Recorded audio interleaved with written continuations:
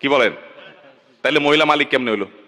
একটু আগে না বললেন মহিলা মালিক, তো মালিক হলে মালিকের এই দুরবস্থা থাকে? আচ্ছা, আরেকটা এক্সাম্পল নেই, বলেন যদি কোনো মহিলা বলে যে স্বর্ণ গহনা এগুলো তো আমাকে দিয়ে দিছো, তুমি তোমার বাপরা দিছে, তোমরা দিছো, বিয়ের সময় মোহর হিসাবে দিছো, যেমনি দিছো দিছো, এখন যেহেতু এটার মালিক আমি, তো আমি এগুলো বিক্রি করে আমার ভাইটা বেকার আছে ওরে দিয়ে দিব, আমার বোনটা একটু কষ্ট আছে ওকে দিয়ে দিব, আমার বাপ মাকে আমি গিফট করব, অথবা আমি একটু মার্কিং টার্কিং করবো, আমার যা খুশি তা করব। মহিলা যদি সব স্বর্ণগুলো নিয়ে স্বর্ণকারের দোকানে বিক্রি করে খেতে পারবে, তাহলে সে মালিক কেমনে হইলো বলেন তো? আচ্ছা, এবার আপনি বলবেন তাহলে ঠিক আছে হুজুর, তাহলে স্বামী মালিক, তাইলে আরেক ভেজাল হবে।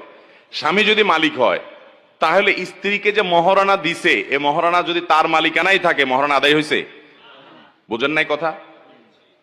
আপনি 5 ভরি 3 ভরি 2 ভরি স্বর্ণ দিলেন, কি বাবদ? মোহর বাবদ। মোহরটা এটা তো স্ত্রীর প্রাপ্য। আল্লাহ বলেছেন ওয়াতুন নিসা সাদাকাতিহিন্না নিহলা, মহিলাদেরকে এত ঠকান এদেশে ঠকানো হয়, পৃথিবীর অন্য কোনো দেশে আছে কিনা জানি না আমি, এদেশে অবশ্য ভারত বা অন্যান্য দেশে যেতে আমরা অনেক ভালো আছি, কিন্তু তারপর